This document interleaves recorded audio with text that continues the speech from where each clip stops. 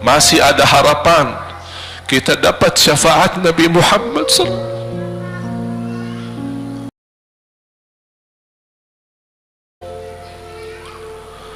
Salawat kepada Nabi Muhammad, satu kali salawat kita dapat 10 kali rahmat. Ini baru satu kali dapat 10 kali rahmat. Nabi Muhammad menjadi Nabi kebanggaan kita, rahmatan lil alamin, termulia akhlaknya. Yang paling mulia akhlaknya terhadap istrinya itulah Nabi Muhammad sallallahu alaihi wasallam. Setiap malam saya suka minta maaf sama istri saya. Saya sampaikan, mohon maaf, saya belum mampu menjadi semulia akhlak Nabi Muhammad sallallahu alaihi wasallam. Yang termulia akhlaknya terhadap istrinya Nabi Muhammad. Makanya kata Rasulullah di hadis yang sahih,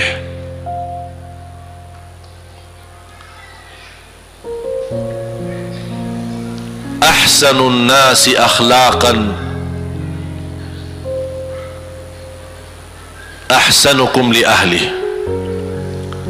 Yang paling laki-laki yang termulia adalah laki-laki yang termulia akhlaknya terhadap istrinya. Dan Rasul juga bersabda, dan akulah yang termulia terhadap istri-istriku. Nabi Muhammad itu bukan hanya dengan salawat kita dapat 10 kali rahmat, tapi kita dengan bersalawat kepada beliau dijamin kita dapat syafaat beliau di hari kiamat. Bahasa syafaat yang kita semua sudah tahu, semua berkeinginan mendapatkan syafaat dan semua berdoa mengharapkan syafaat Nabi Muhammad sallallahu alaihi wasallam. Tapi Bapak Ibu belum tahu sejauh mana kemuliaan syafaat yang kita tunggu yang diberi nanti oleh Rasulullah sallallahu alaihi wasallam.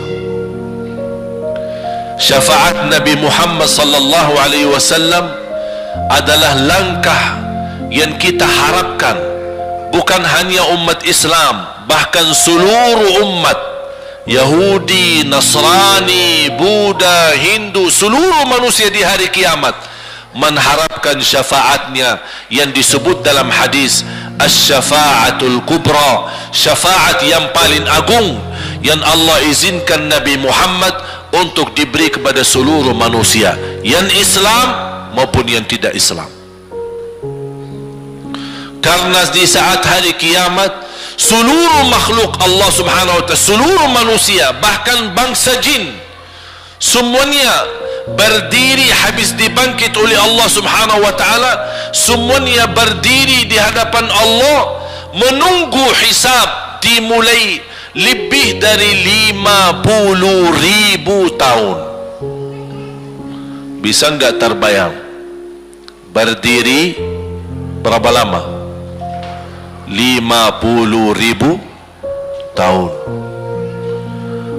Dan semuanya keadaan laki dan perempuan sebagaimana baru dilahirkan.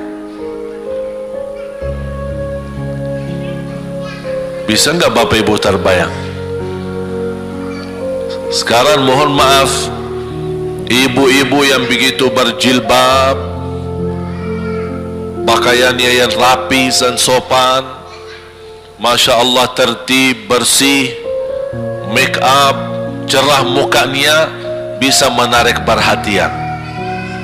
Betul enggak? Bagaimana di hari kiamat? Semuanya di satu tempat disamakan, laki sama perempuan campur, dan semuanya dalam keadaan sebagaimana baru dilahirkan, tidak berpakaian apa-apa. Ketika Rasul menceritakan kepada Siti Aisyah pun kaget. Ya Rasulullah, laki dan perempuan sama-sama. kefikiran Siti Aisyah kemana? Malu dilihat oleh orang. Apa kata Rasulullah SAW? Wahai Aisyah, di saat itu kesibukan manusia pandang kepada Allah Subhanahu wa ta'ala, menunggu hisab lebih daripada kefikiran yang lain. Bisa enggak terbayang? Saya yakin tidak bisa terbayang. Mohon maaf, apapun kesibukannya, biarpun dahsyat yang menarik perhatian, tetap ada kesempatan masih cuci mata. Betul enggak?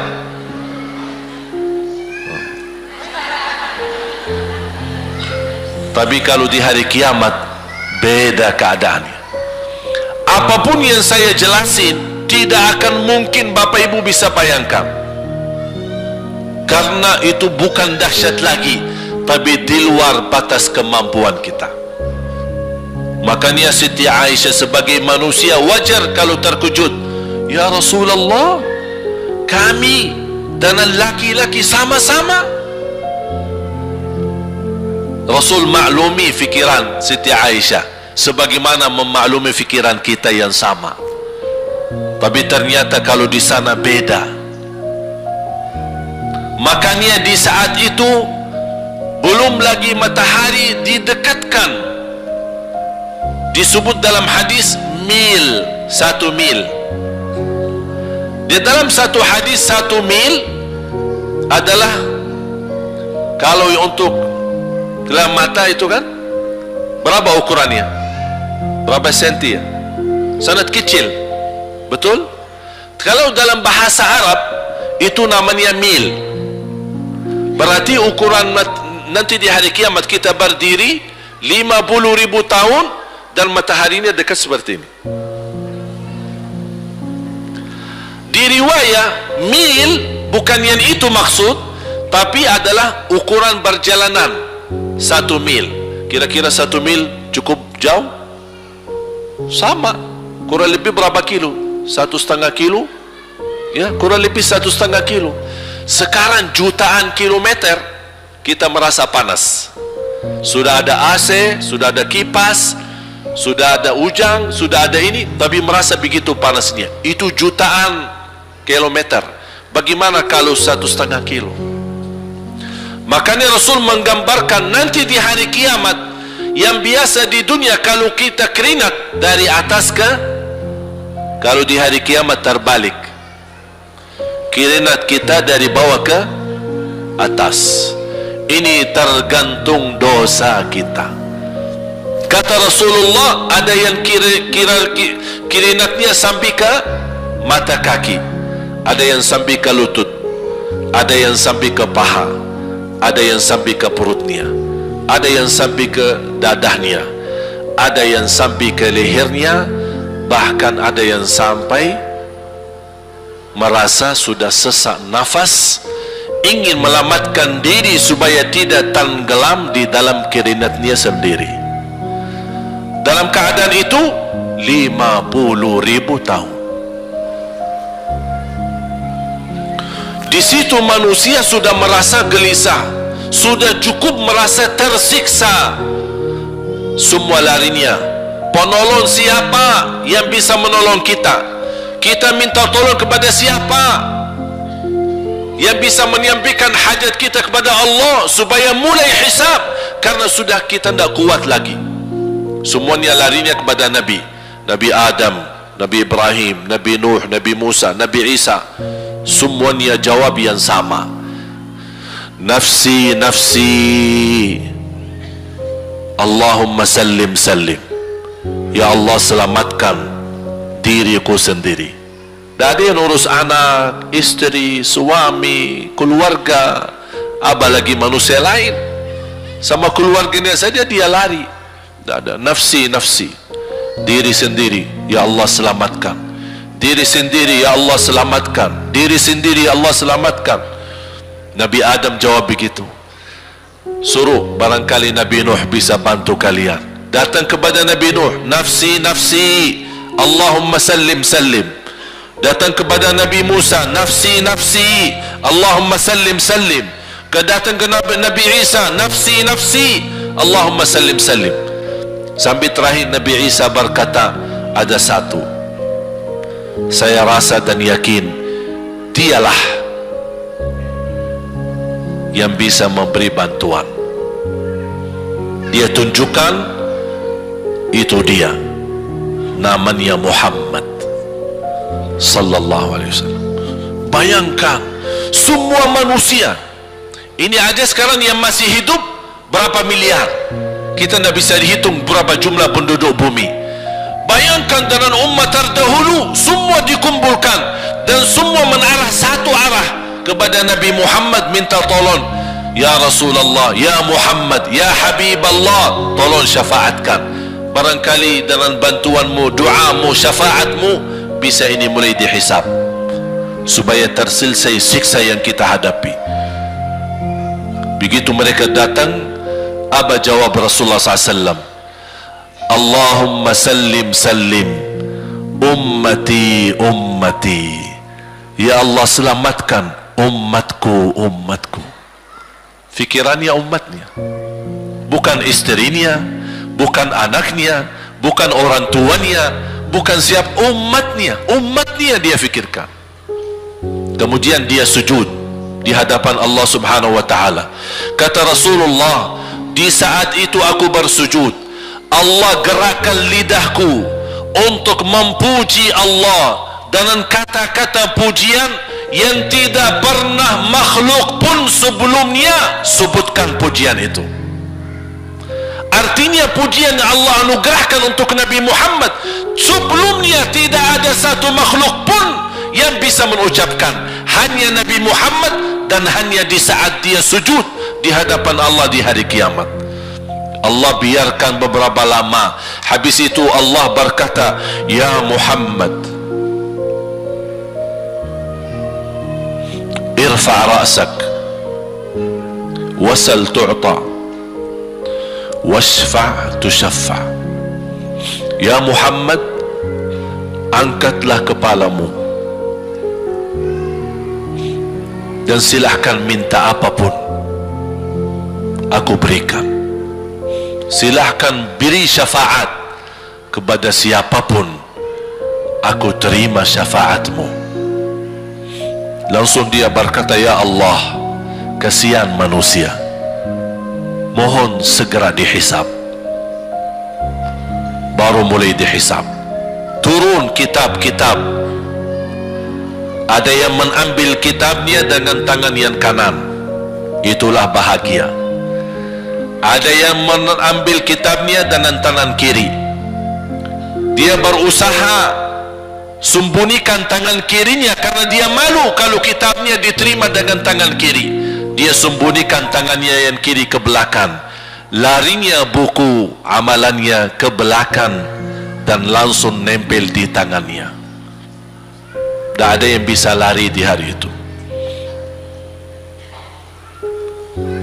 Semua amalan, buku amalannya dibuka oleh Allah, dan akan Allah mulai menghisabkan kita satu persatu. Tak ada kelompok-kelompok, tak ada bendera, tak ada ormas, tidak ada kelompok, tidak ada pimpinan. Masing-masing benderanya kita apa? Buku amal. Dan Allah manggil kita bernama satu-satu. Ibu, sini, datang. Kata Rasulullah sallallahu alaihi wasallam, yuhasibullahu al-abida laisa bainahu wa bainahu turjuman. Allah akan hisab hamba-hambanya satu demi satu, bersatu-bersatu, dan tidak ada penerjemah. Jadi tidak bagi terjemah, translate. Ya Allah, saya tidak mengerti bahasa Arab, saya tidak mengerti bahasa, ya Allah, gimana ini, saya butuh translate atau acara supaya bisa bantu saya lulus dari hukum. Tidak ada. Yang hakim Allah, keputusannya Allah, yang menentukan Allah, mahkamah yang dikuasai Allah, hamba di hadapan Allah, saksi semua tangan saksi, mata saksi, lidah saksi, kaki saksi, buku amal saksi, malaikat saksi. Bagaimana kita mau lari? Ditanya oleh Allah, hei hambaku, ingat enggak di malam itu, di tempat itu kamu berlakukan dosa itu? Seorang hamba yang masih memiliki iman, dia merasa dan ingat, dan dia merasa malu, dia tunduk kepalanya. Kata Allah, malu ya, malu. Tunduk, ya malu ya Allah, malu, malu. Dan subhanallah, tanda rahmat Allah, ketika Allah bertanya dengan kita, tidak ada orang lain yang bisa lihat. Supaya apa? Supaya hisab kita di antara kita sama Allah tidak terbocor kepada orang lain, supaya tidak malu sama orang lain. Allahu Akbar. Habis kita sudah raku diri, ya Allah saya ingat dan saya rasa salah dan saya malu. Apa kata Allah? Waktu itu kamu lakukan dosa itu, aku tutupi. Aku tutupi. Tak ada yang tahu. Kita lakukan dosa ini udah sekian tahun, ada yang tahu enggak? Tak ada yang tahu. Karena kita lakukan di saat sembunyi. Kata Allah, di saat itu kamu lakukan dan kamu tahu itu dosa, tapi aku tutupi. Supaya kamu jangan menjadi malu di depan keluarga atau di depan sahabat. Aku tutupi. Dan aku sekarang sudah menutupi dosamu di dunia, dan sekarang aku hapuskan dan ampuni dosamu di akhirat. Allahu Akbar. Disitulah terasa anugerah ampunan Allah yang maha kuasa. Dan Allah di saat itu mampu menghukum kita. Dan kalau Allah menghukum kita, Allah tidak pernah menzalimi kita. Justru itu keadilan Allah. Tapi Allah tidak memperlakukan keadilannya, justru yang mendahulukan ampunan dan kasih sayangnya. Habis selesai hisab, harus semua tanpa kecuali liwati neraka Jahannam di atas sirat. Sirat yang panjang, yang kejam seperti pedang, yang tipis sampai tidak bisa dilihat oleh mata. Katanya tipisnya seperti, subhanallah, imam bisa jalan di atas rambutnya. Kejam lagi, masuk di atas serat, terus jalan.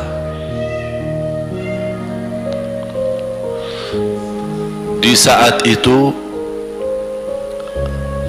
ada doa yang menyelamatkan kita sampai menuju surga.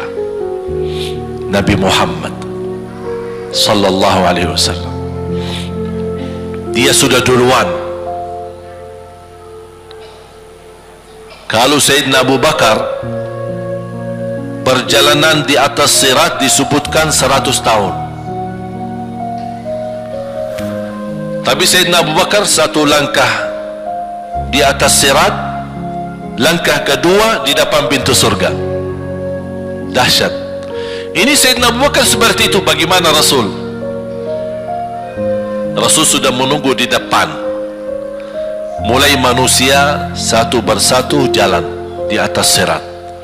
Dan Rasul di saat itu sibuk berdoa, Allahumma sallim sallim, ya Allah selamatkan umatku, ummati ummati, ummati ummati, sampai mereka terselesai. Sampai di situ saja. Sebelum masuk surga ada berita gembira untuk umatnya Nabi Muhammad sallallahu alaihi wasallam. Tidak boleh ada yang masuk surga, harus berjumpa dengan beliau dulu, tatap muka. dan disediain minum yang disebut air Al-Kautsar, dan di situ banyak gelas. Tinggal kita ambil gelas dan minum. Begitu kita mau ambil gelas dan minum, datang Rasul, jangan, kamu minum langsung dari tanganku sendiri. Barang siapa yang minum dari tanganku tidak akan haus selama-lamanya. Allahu Akbar.